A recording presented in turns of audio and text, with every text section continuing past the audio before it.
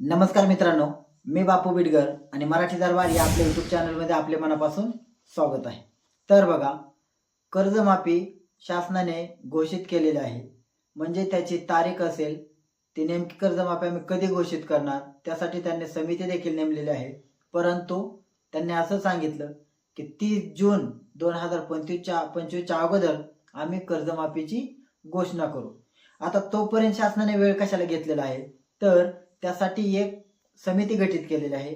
ती समिती काय करणार की आता आपण पाहिलं तर 2017ला सुद्धा 2017ला देखील कर्जमाफी केलेली होती आणि त्यानंतर लगेचच 2020ला देखील कर्जमाफी केलेली होती.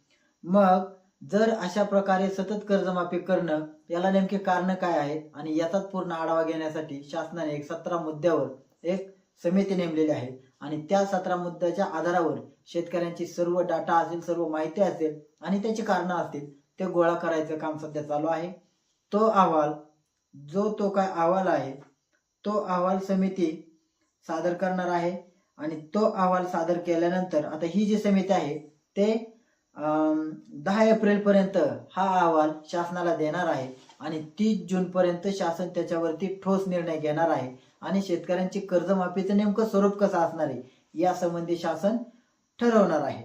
आता आपण पाहिलं तर ही जी काय पीक कर्ज वितरणाची माहिती शासनापर्यंत पोहोचलेली आहे, तर त्याचा आपण आढावा घेणार आहोत. तर बघा, 24.73 लाख शेतकऱ्यांकडे 35,477 कोटी रुपयांची थकबाकी आहे. त्याच्यामध्ये एकूण शेतकरी पाहिले तर 1,33,44,209 शेतकरी आहे आणि कर्ज वाटप पाहिलं तर 2,78,265 कोटी रुपयांचं कर्ज वाटप हे शासनाने केलेलं आहे. आणि थकबाकीदार शेतकरी आपण पाहिलं तर 24,73,566 आहेत आणि एकूण थकबाकी आहे 35,477 कोटी रुपये. आता ही कर्जमाफी का करावी, तर बघा, मदत आणि पुनर्वसन विभागाच्या आकडेवारीनुसार जर आपण पाहिलं तर आपल्या राज्यामध्ये दररोज सरासरी 6 ते 7 शेतकरी आत्महत्या करत आहेत.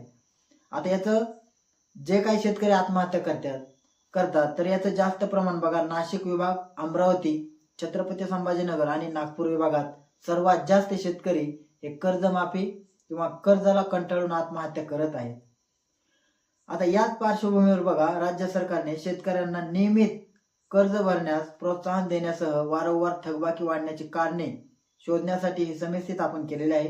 आता आपण पाहिलं की ही समिती 10 एप्रिल पर्यंत शासनाचा अहवाल देणार आहे आणि त्यानंतर शासन त्याच्यावरती 30 जून पूर्वी काय तो निर्णय घेणार आहे. आता याच्यामध्ये आपण पाहिलं तर शासनाने नेमकी 30 जून ही तारीख का दिली असावी, तर बघा, याच्यामध्ये आपण पाहिलं तर 30 जूनच्या अगोदरच शेतकऱ्यांना आपल्या भाषेत पाहायचं झालं तर एक नवं जुनं म्हणतो आपण की ते पुनर्गठन करायचं, तर त्याची मुदत ही अगोदरच असते. पण आता याच्यामध्ये आपण पाहिलं तर कर्जमाफी कोणाची होणार आहे, तर जे थकीत कर्जदार असतात त्यांची कर्जमाफी होणार आहे.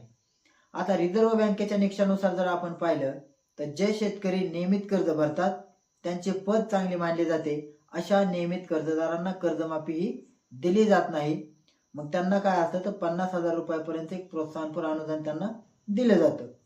आणि कर्जमाफीची प्रामुख्याने थकीत म्हणजे कर्जदार असतात, थकीत शेतकऱ्यांचीच कर्जमाफी होत असते. त्यामुळे बघा, ज्या शेतकऱ्यांनी कर्ज घेतलेलं असेल त्याचं नूतनीकरण केलं, म्हणजे आपल्या मराठी भाषेत शेतकऱ्यांच्या भाषेत सांगायचं झालं तर ज्याप्रमाणे आपण दरवर्षी नवं जुनं करत असतो काही पैसे भरून, तर अशा प्रकारे जर नवं जुनं केलं तर तो शेतकरी थकीत राहत नाही आणि शासनाने नियम काढलेला आहे की थकीत जे शेतकरी असेल त्यांची कर्जमाफी होणार आहे. त्याच्यामुळे शासन नेमका निकष कशाप्रमाणे लावणार आहे हे सुद्धा पाहणं तेवढंच गरजेचं आहे. कारण 30 जून ही जी तारीख दिलेली आहे याच्यामध्ये सुद्धा बरीच कारणं असू शकतात. येत्या कालांतराने आपल्याला दिसेल की ज्यावेळी एवढ्या मोठ्या प्रमाणात आंदोलन केल्यामुळे शासनाला ही कर्जमाफी करावी लागली, त्याच्यामुळे शासनाच्या आत्ता कर्जमाफी करण्याचं एक मनस्थिती नव्हती, परंतु यामुळे सुद्धा याचा तोटा खूप मोठ्या शेतकऱ्यांना होणार आहे. आता याच्यामध्ये आपण पाहिलं तर ते असं सुद्धा सांगतात की रकमेची याला मर्यादा नसणार आहे.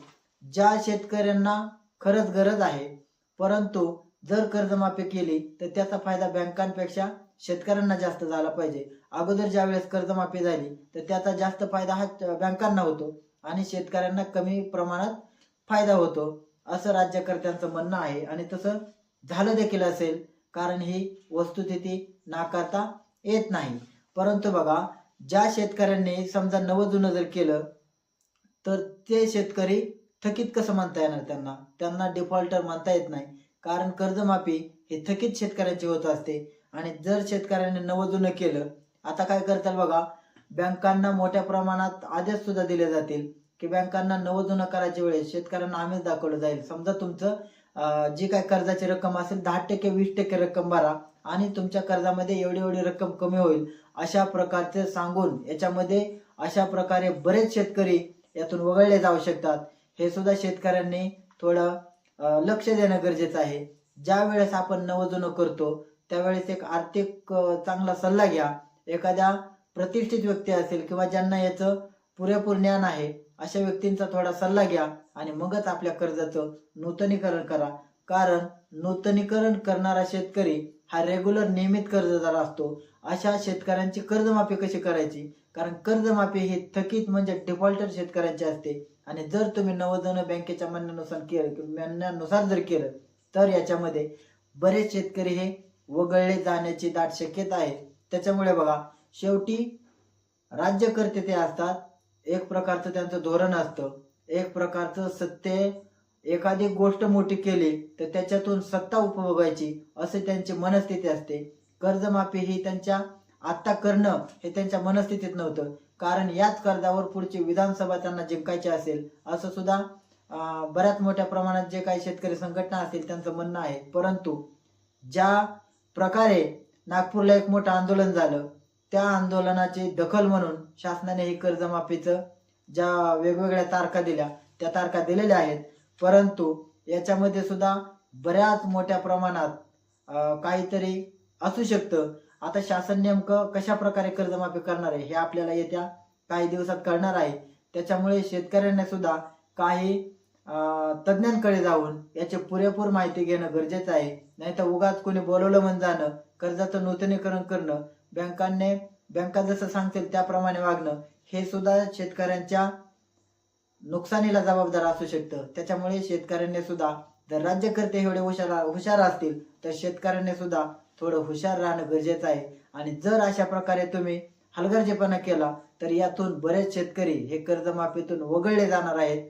हे एक वस्तुस्थिती आहे. आता शासन हा क्रायटेरिया नेमका कशा प्रकारे लावतं हे सुद्धा लवकरच आपल्याला दिसेल. कारण आपण पाहिलं तर शेतकरी जरी समजा 100% असले तरी त्यातून 25 ते 30% शेतकऱ्यांची कर्जमाफी होणार आहे. आता यामुळे शेतकऱ्यांना सुद्धा जी काही आपली माहिती असेल ती थोडी तज्ञांकडे जाऊन माहिती घ्या. कोणत्याही बँकेवाल्याने जर फॉर्म असेल त्याच्यावर सही असेल ती तुम्ही परिपूर्ण तो फॉर्म वाचल्याशिवाय कोणत्याही शेतकऱ्याने सही करू नका, कारण ती सही सुद्धा तुम्हाला खूप महागात पडू शकते. त्याच्यामुळे शेतकऱ्यांनी सुद्धा थोडं जागरूक राहणं गरजेचं आहे. धन्यवाद.